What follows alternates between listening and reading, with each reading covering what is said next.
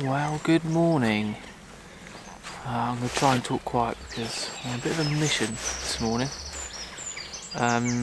While I'm scouting a new walk, which will hopefully get me to a nice vantage point quicker than I thought was humanly possible.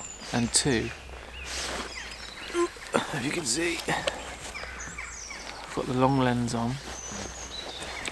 I've got it all set up with a nice sharp, fast shutter speed around 200th of a second.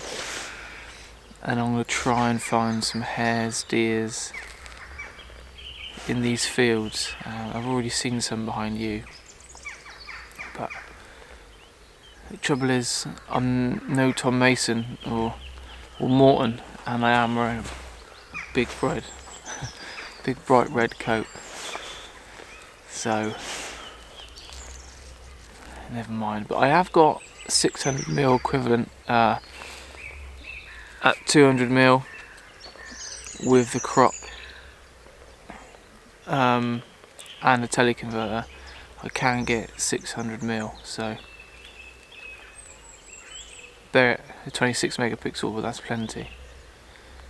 So I'm going to put the teleconverter back on and go and do a bit more of a walk, just to see if I can see some wildlife.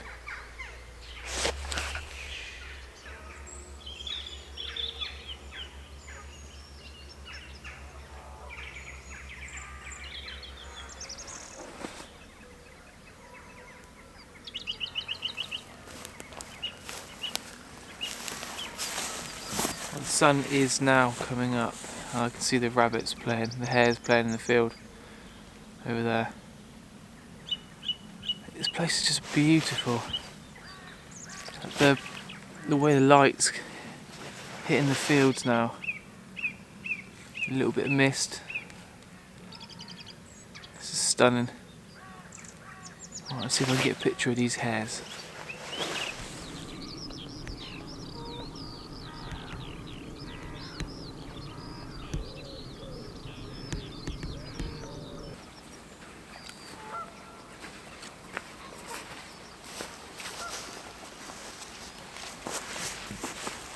So, well, I didn't get any images of the hares, they're just too far away. But I did get a little bit of video I'll put up on the screen if you haven't already seen it. It's just amazing to watch nature be a part of it. I know they knew I was there, hence the distance, but and they're still there now playing in the sun.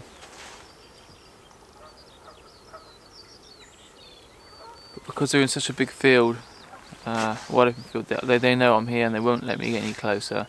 And no matter whichever way I go around this field, I'm still going to be too far away, even with that 600mm. So I'm just going to enjoy them for what they are.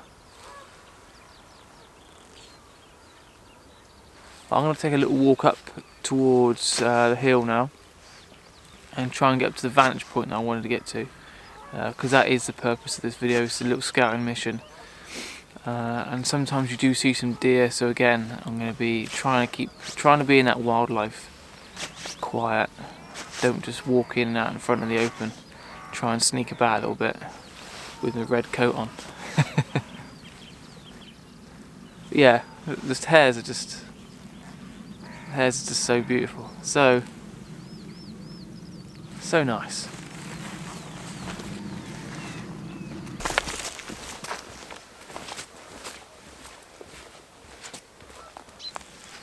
There's a hare just over there. Let's see if I can get a bit of a closer look.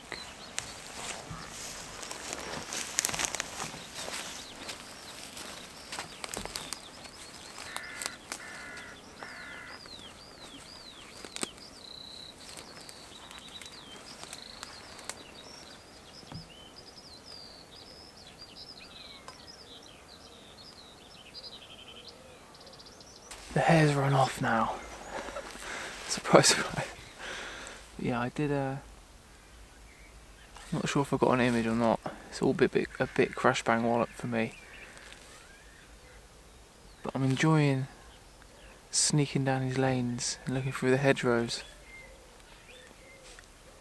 and seeing little bits of light, little bits of life, sorry, shall I say, going on unaware that you were looking at them. And the light right now is very harsh, but in the little pockets of shadow it's beautiful. It's really hazy, it's a little bit of a frost. Yeah, it's really nice. The birds just going nuts and all.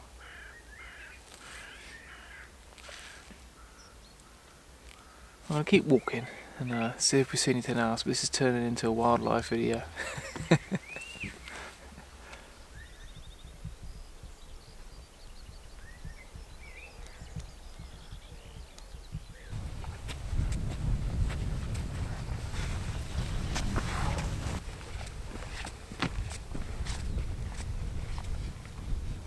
Now behind me there's a red kite and he's sort of circling this bowl. He's got a big bowl here. I'm going to try my hardest. He's just perched up on a post at the moment, so I have to be quiet. They're pretty bold, so I'm hoping I can get a little bit closer. But yeah, I'm going to try and get a picture of this red kite. He's huge. Wish me luck.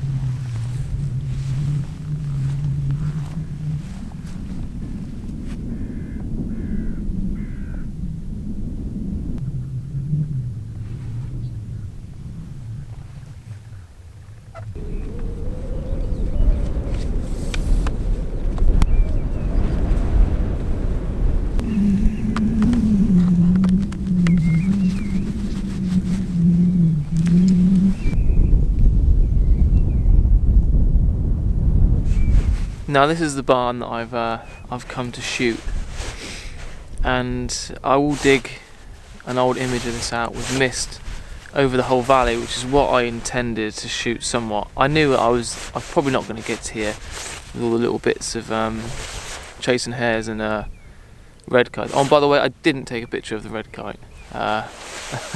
Turns out I'm a terrible wildlife photographer and an even worse bird photographer. And also the Sony struggles to autofocus with the teleconverter on. I need to look into my settings and create like a custom setting just for wildlife so I can flick between. But yeah, that aside, this is what I did come to shoot. I wanted to learn the new walk to here because it's it's probably a half an hour walk, 45-minute walk from my house. Whereas if I just drive 5 minutes up the road, park in a lay-by, it cuts off like 20 minutes and it's a more of a direct walk. So I know the walk now. I can come back here and do my little wildlife walk, or if the mist is going to be back, I can come up here and shoot the mist. So what I've come to shoot is the barn. It's a pretty quirky looking barn.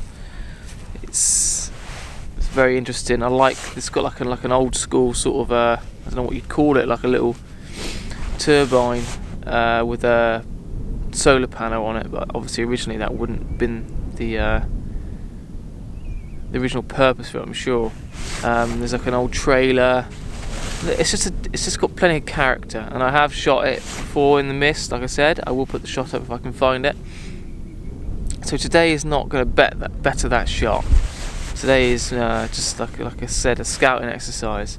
So this is going to be probably a black and white, just because it's very harsh now. The colours are quite blah. Yeah, this is what I come here to shoot. I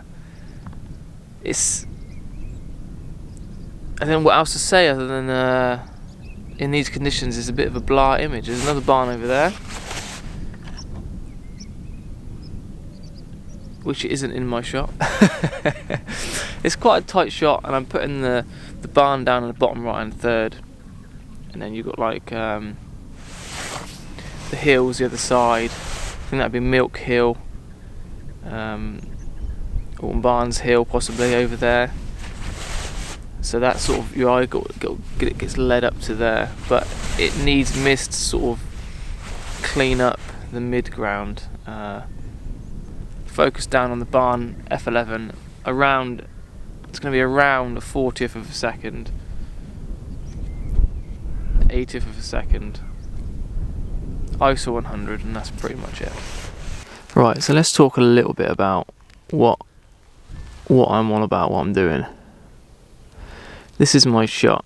It's very glary, I do apologise, but you can see how the barn is down on the right hand side, and you've got sort of Alton Barnes Hills sort of top of the frame and minimising the sky.